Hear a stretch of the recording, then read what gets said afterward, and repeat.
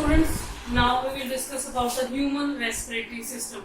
As you know, human respiratory system is consists of two parts. One is respiratory tract from where air will be passed, and second is the respiratory organ where actually exchange of gases will take place. So, human respiratory tract is consist of these parts. First, mouth and nostrils. Mouth and nostrils are these 2 points from where we just intake, we can exhale or inhale the gases. So either we can inhale the gases by the mouth or we can take the gases from the nostrils. From the nostrils it will pass to the nasal chambers, and through nasal chambers it will pass to the nasopharynx. So after passing of the air from mouth and nostrils, it will pass to the pharynx. Pharynx is the part. Let's see the diagram first. So this is a diagram where these points show the nostrils or mouth. So either air will move inside by the nostrils or by the mouth. After that, we can mark here also. First, air will move either from here or here. These are the mouth and these are the nostrils. Then it will meet a common point here. So when air passes from nostrils, then nasal chambers, then it will reach to nasopharynx. If it is passing through the mouth, it will reach to the oropharynx. After that, from the nasopharynx as well as from the oropharynx, it will pass to the larynx. As you know, larynx is known as the sound box or the voice box. When the air will move and pass into the larynx have the vocal cords. And these vocal cords, when air will pass, will start to move. That will help in the producing the vibration in the air and mainly responsible for production of the sound also. After that, is in front of the larynx is the laryngopharynx. What does it mean? So this pharynx part is divided into 3 parts. First is nasopharynx, second is oropharynx, and third is laryngopharynx. If air is passing from the nostrils, it will reach to the nasopharynx. If air will passes from the mouth, it will reach to the oropharynx, and after that, commonly this air will pass to the laryngopharynx. After the laryngopharynx, air will reach to the trachea here. As you know, trachea is pipe-like structure which is mainly made up of cartilaginous rings. So, my time this question comes, why it is made up of cartilaginous rings? Because these cartilaginous rings will prevent the collapsing of the trachea. So after that trachea, air will pass into the lungs, and you know lungs are the respiratory organs. But how it will pass? It will pass with the help of the bronchi. So I have marked here also. This is the primary bronchus which will enter into the lungs. After that, this primary bronchus is divided into secondary bronchus. Then it will divide into tertiary. I have mentioned here primary, secondary, and tertiary bronchus. After the tertiary bronchus, the air will reach into these balloons-like structures. These balloon-like structures are known as the alveolar sac. And these are the alveolar sac is the mainly site of the exchange of the gases. Now, you just see the structure. We have a pair of the lungs. Where these pair of lungs are located in our body, these are located in the behind of the thoracic vertebra. As you know, behind our vertebra is there, that is divided into different parts. So what is the location exactly is behind the thoracic vertebra. We have 2 pairs. This is known as the left lung and this is known as the right lung. I have written here also. These lungs are covered by the membrane. I have marked by the red line here. This is known as the pleural membrane. What is the function of this pleural membrane?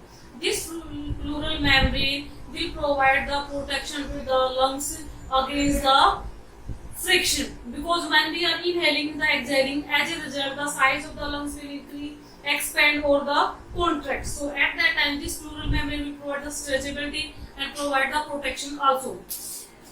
These are the 2 membranes, and in between these 2 membranes it have a pleural cavity, and inside the pleural cavity there is a pleural fluid that will provide the we can say act as a shock absorber also. So we can say in the our body also, these are the trachea, and this trachea will pass into the lungs. So this side, and we have two veins, one on this side and one on the second side. There is the ribs, and inside these ribs we can say rib cage that will provide protection to the lungs. Inside the rib cage there is our lungs, and in between these two lungs our heart is located here. So if you will see from here, diaphragm is provide the basal base protection from the downward to the lungs, that will help in the inhalation and the exhalation also. So our lung is divided into two lobes, upper lobe and the lower lobe. So firstly air will pass into the upper lobe, then it will pass into the lower lobe, where it will pass to the alveolar sac. So you can see the diagram also. This is the broad view of the alveolar sac, where actual exchange of the gases will take place. So this is alveolar sac, and this is the respiratory membrane of the alveoli. We can say alveolar wall, and these are the blood vessels that will pass from the sides of the alveolar sac, where exchange of the gases will take place on the basis of the diffusion. Diffusion means the movement of ions or molecules from higher concentration to the lower concentration. That means diffusion in the lungs also takes place on the basis of concentration. So from the heart, deoxygenated blood will comes in the alveolar sac with the help of pulmonary artery. So I have mentioned the CO2 containing blood by the black marker. So if the concentration of CO2 is high in the blood, it will move outside in the alveoli, because there is alveoli where concentration of oxygen is high. So concentration of CO2 high in the blood and low in the alveolar sac. So it will move from high concentration to the low concentration. So concentration of CO2 in our body is high because continuously our cells are using the oxygen and these are producing the CO2, and that CO2 concentration will increase in the blood, and in comparison to the atmosphere also we have high concentration of the CO2. As a result, we can remove the CO2 on the basis of diffusion. After that, we can say concentration of the oxygen is less here and high in the alveolar sac. So what would happen? This oxygen will move into the blood and make the blood oxygenated. So this is also on the basis of the diffusion process. And the blood that have the oxygen, known as the oxygenated blood, that will pass into the pulmonary vein, and this pulmonary vein will carry the oxygenated blood to the heart. So you can see here, the blood vessel which will carry deoxygenated blood is known as the pulmonary artery, and which carries the oxygenated blood to the heart is known as the pulmonary vein. So you can just imagine, as we have discussed in the heart also, heart is a main circulatory organ that will transport two types of blood, one containing the CO2. So CO2 containing blood transported with the help of pulmonary artery, and oxygen containing blood is transported with the help of pulmonary vein to the heart only. So respiratory tract is made up of mouth and nostrils, from where air will inhale or exhale. Then it will pass to the pharynx. We have divided the pharynx into three parts. After that, it will pass to the laryngopharynx, then trachea. But after the trachea, it will reach to the lungs. And where lungs? In the alveoli, where exchange of gases will take place. So this is the human respiratory system. But now question arises, how this blood carry the CO2 and oxygen? Yes, only due to the presence of a respiratory pigment, and that respiratory pigment is known as the hemoglobin. Yes, Hb. So what would happen? Oxygen here, oxygen will bind with Hb and it will make HbO2. That means oxyhemoglobin. That is the oxygenated blood.